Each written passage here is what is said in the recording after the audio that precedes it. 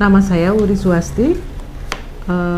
Swarna ini mulai saya pegang secara serius 2008 dan berada di rumah. Ini adalah rumah, di belakang rumah saya membangun.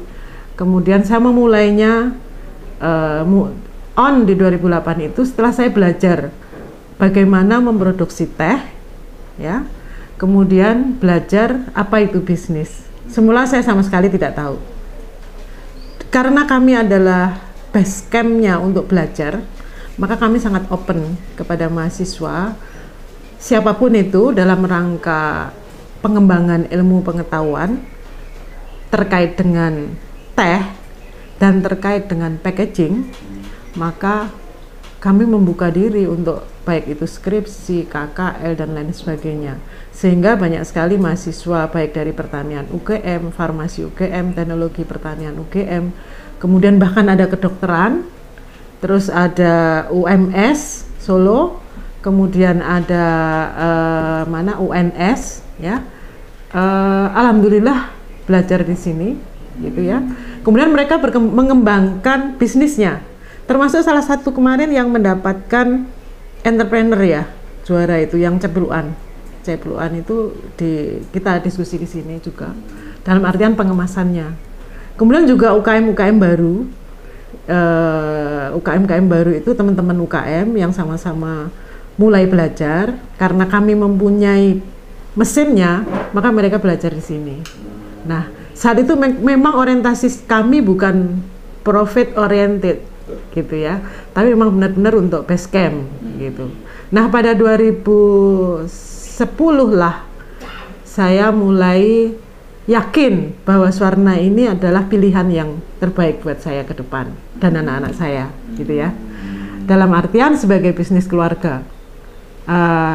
Yang pertama, 2010 saya diundang oleh ASEAN Japan Center untuk pameran di Tokyo selama 5 hari, food and beverage, ya. Walaupun saat itu tidak ada buyer, dalam artian kami belum mampu dari sisi perizinan.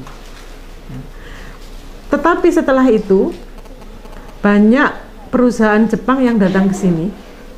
Ada sekitar 5 setelah 2010, jadi ada 2011, 2012 bahkan itu yang datang ke sini, bahkan ada yang datang khusus 2 hari dari Tokyo ke sini untuk diskusikan tentang kerjasama teh Swarna dan saat itu vanilla, salah satu perusahaan vanilla Jepang.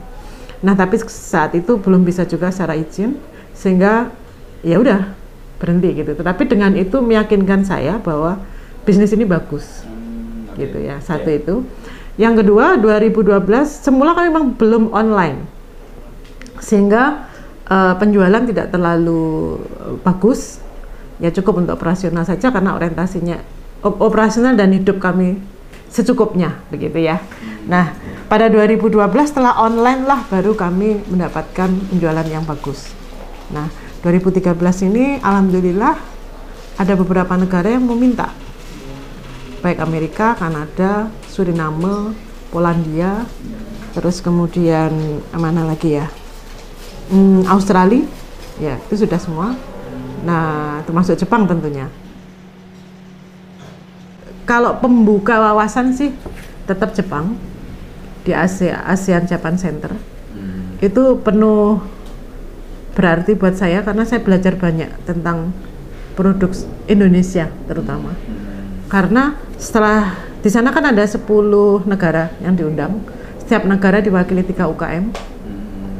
Kemudian dan di sana saya ketemu produk-produk luar termasuk Malaysia. Kelebihannya produk mereka adalah mereka punya izin berdiri-diri. Banyak izinnya di sini. Di packaging. Mereka packagingnya bagus. Nah, ketika saya tanya mereka, bagaimana mendapatkan izin itu di Malaysia? Seminggu jadi. Saya nggak tahu apakah nanti ke depan akan menjadi kendala. Tapi saya sebenarnya udah lama banget ngomongkan ini juga. Karena saya termasuk orang yang vokal juga ya. vokal dalam artian kalau saya diundang kementerian atau kementerian datang ke sini, saya juga bilang seharusnya antara Menteri Perindustrian, Perdagangan, Kementerian Kesehatan, kemudian NAFED itu duduk satu meja ngomongkan UKM kita bagaimana masyarakat Indonesia mampu bangga terhadap produk kita. Jadi saya memang orang yang sangat senang jalan-jalan, senang melihat produk luar dan apa yang bisa kita bangkitkan untuk Indonesia.